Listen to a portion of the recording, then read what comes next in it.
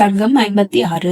விஸ்வாமித்திரர் தாம் பெற்று வந்த அஸ்திரங்கள் எல்லாம் வசிஷ்டருடைய பிரம்ம தேஜஸினால் பாழ்பட கண்டு தாமும் பிரம்ம தேஜஸை பெற விரும்பியதை சதானந்தர் கூறுதல். விஸ்வாமித்திரனும் தமது ஆக்னியாஸ்திரத்தை கையிலேந்தி கொண்டு, வசிஷ்டா, இனி உன்னை விடுவதில்லை என்ன? வசிஷ்டர் இவரை நோக்கி, அடா சத்திரியர்களில் கடை கெட்டவனே, இதோ நிற்கிறேன், உனக்கு உண்டான வலிமையை காட்டு, பார்ப்போம். நீ ஏதோ வலிமை சம்பாதித்து வந்ததாக கொண்டிருக்கும் செருக்கை இதோ தொலைத்திடுகின்றேன் கான். எனது பிராமண தேஜஸின் முன்னே உனது சத்திரிய பலம் நிற்குமோ? இதோ எனது பிரம்மதண்டத்தின் வலிமையை பார் என்று சொல்லிக் கொண்டிருக்கையில் விஸ்வாமித்திரருடைய ஆக்னியாஸ்திரமானது வசிஷ்டர் மீது விழத் தொடங்கிற்று. ஆயினும் அதனுடைய வலிமை வசிஷ்டரது பிரம்மதண்டத்தினால் அடக்கப்பட்டு ஒழிந்தது. பிறகு விஸ்வாமித்திரர் வாருணம், ரௌத்ரம், ஐந்திரம், பாசுபதம் முதலிய பல பல அஸ்திரங்களை வசிஷ்டர் மீது பிரயோகித்தும் சிறிதும் பயன்படாது ஒழிந்தது. அவர் தமது பிரம்மதண்டம் ஒன்றினாலேயே இவருடைய சகலமான அஸ்திரங்களையும் வென்று ஒழித்தனர். அதன் பிறகு இவர் தமது பிரம்மாஸ்திரத்தை பிரயோகித்தனர். அப்போது தேவர், கந்தருவர் முதலாயினோர் மிக்க குழப்பமடைந்தனர். உலகும் நடுக்கமுற்றது. ஆயினும் வசிஷ்ட முனிவர் அதனையும் தமது பிரம்மதண்டத்தினாலேயே தடை செய்து தவிர்த்தனர். அத்தருணத்தில் வசிஷ்டருடைய உருவம் மிகவும் பயங்கரமாயிருந்தது. அவரது மயில்கால்களில் நின்று நெருப்பு பொறிகளும் கிளர்ந்தன. அப்போது முனிவர்கள் அவ்வசிஷ்டரை மிகவும் புகழ்ந்து, உலக நன்மையின் பொருட்டு உமது தேஜஸை அடக்கிக் கொள்ள வேண்டியது அவசியம் என்று வணங்கி வேண்டிக் கொண்டனர். அவ்வேண்டுகோளுக்கு இணங்கிய வசிஷ்டர் அண்ணனமே கோப சாந்தி பெற்று விளங்கினர்.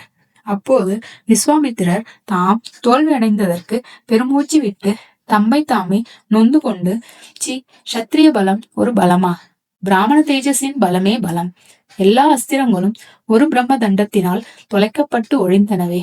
ஆதலால் இனி நான் பிராமணத்தன்மை பெறுவதற்கு உரிய தவத்தை அனுஷ்டிப்பதே நன்று என்று முடிவு செய்து கொண்டனர். சர்க்கம் 58.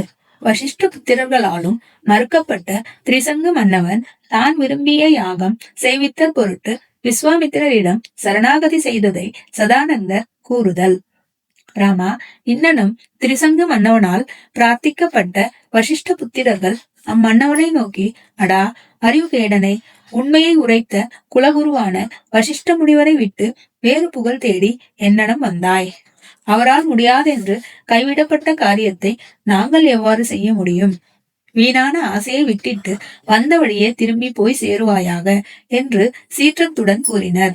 பிறகு அம்மன்னவன், நான் வேறு குருவை அடைந்து என் மனோரதத்தை நிறைவேற்றிக் கொள்ளுகிறேன், நீங்கள் சுகமாகவே வாழுங்கள் என்று சொல்லி புறப்படுகையில் வேறு குருவை அடைவதாக சொன்ன சொல்லுக்காக மிகவும் சீறி, நீ சண்டாளனாக கடவை என்று அம்மன்னவனை வசிஷ்ட புத்திரர்கள் சபித்து விட்டார்கள். பிறகு ஓர் இரவு சென்றவுடனே திரிசங்கு மன்னவன் சண்டாளன் தன்மையை அடைந்து உடம்பிலே சண்டாளனுடைய லட்சணங்கள் எல்லாம் அப்படியே விளங்க நின்றான். அன்னவனை கண்ட அவனது மந்திரிகள் முதலாயினர் யாவரும் வெறுப்படைந்து கைவிட்டு அகன்றனர். பிறகு தனியாகவே அம்மன்னவன் விஸ்வாமித்திரரிடம் வந்து சரணம் அடைந்தனன். மிக்க பரிதாப நிலையில் நின்ற அவனை நோக்கி விஸ்வாமித்திரர் மிகவும் கருணை கொண்டனர். அவனுக்கு அபய பிரதானம் செய்து வரலாறுகளை எல்லாம் விசாரித்தனர். பிறகு அம்மன்னவன், சுவாமி, நான் பல யாகங்கள் செய்தும் சரீரத்துடனே ஸ்வர்க்கம் செல்லுகையாகிற பலனை மாத்திரம் பெற்றிலேன். நான் ஆபத்து காலத்திலும் ஒரு பொய் சொல்லி அறியாதவன். பல பல தர்மங்கள் செய்திருக்கின்றேன். பிரஜைகளை நெறி தவறாது பாதுகாத்திருக்கின்றேன். மகாத்மாக்களான குரவர்களை நன்கு ஆராதித்திருக்கிறேன். இப்படிப்பட்ட நான் எவ்வளவு வேண்டிக் கொண்ட போதிலும் கோரிய ஒரு யாகத்தை செய்விக்கவே முடியாதென்று எனது குருக்கள் கைவிட்டனர். உம்மை தவிர வேறு யாரையும் சரணமடைய உமது கிருபையினாலேயே எனது துயர் நீங்கி மனோரதமும் நிறைவேற வேண்டும் என்று உரைத்தனன். ராமன் கதை கேளுங்கள், ஸ்ரீ ரகுராமன் கதை கேளுங்கள், ராமன் கதை கேளுங்கள். ராமாய ராமபத்ர రామచంద్రాయ నమః. ఈ జగమంతా రామమయం రామ రామ